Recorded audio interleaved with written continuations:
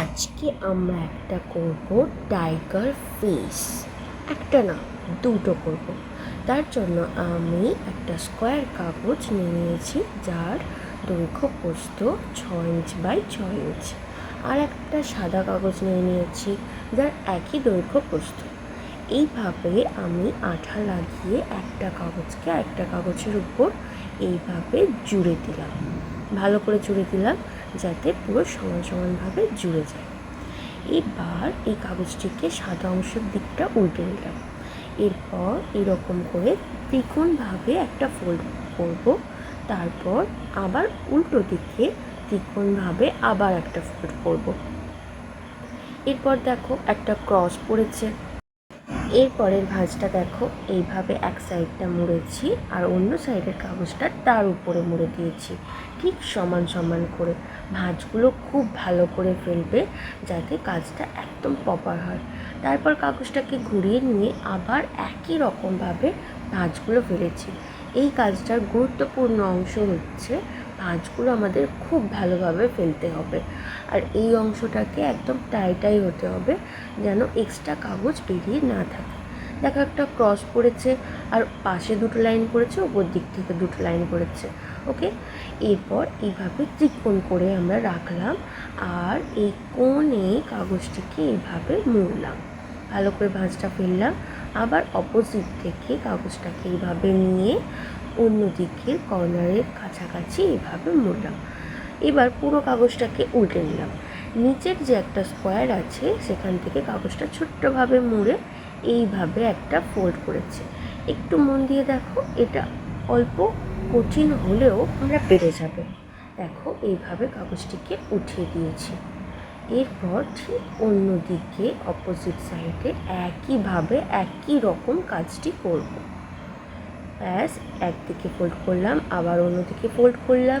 তারপর দেখো একটা ক্রিস ক্রস পড়ে গেল, আর এইভাবে কাগজটিকে মুড়ে দিলাম, আর যেন সাদা অংশটা উপর দিকে বেরিয়ে থাকে। ওকে, এরপর সবচেয়ে লাস্ট ভাঁজটি একটু কঠিন, বাট একটু ভাঁজগুলো ভালো করে দেখে ফেলতে হবে।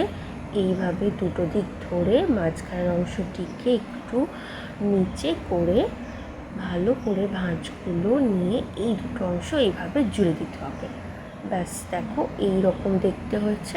আরেকবার দেখাচ্ছি। এই ধরলাম, এইভাবে আবার জুড়ে দিলাম।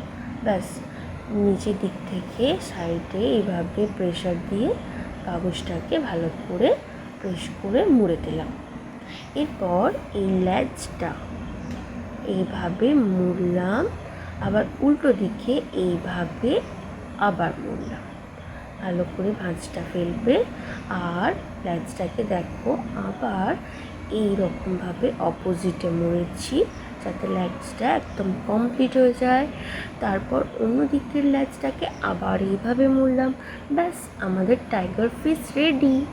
এরপর এটার চোখ করতে হবে। আমি ছোট ছোট দুটো গোল গোল কাগজ কেটে নিয়েছি, আর আঠা দিয়ে এখানে চোখ করে নিলাম। অপোজিটেও একইভাবে চোখ করে নিলাম, আর স্কেচ পেন দিয়ে এটাকে ড্র করে নেব। তার আগে লেজের অংশটিকে একটু আঠা দিয়ে ভালো করে এইভাবে জুড়ে দিচ্ছি, যাতে বারবার খুলে না আসে। ওকে, এরপর আমরা স্কেচ পেন দিয়ে এইভাবে চোখগুলোকে ড্র করে নেব। আচ্ছা, তোমরা যারা চ্যানেলটিকে এখনও সাবস্ক্রাইব করোনি, তারা তাড়াতাড়ি চ্যানেলটিকে সাবস্ক্রাইব করো, কারণ মজার মজার ক্রাফট তোমরা আর্ট স্টাইল একাডেমিতেই পাবে।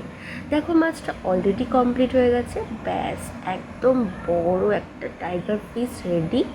একটা বড় টাইগার ফিশ কীভাবে একটা ছোট টাইগার ফিশকে খেয়ে নিল তোমরা দেখো। আর কেমন লাগলো কাজটা অবশ্যই কমেন্টে জানিও।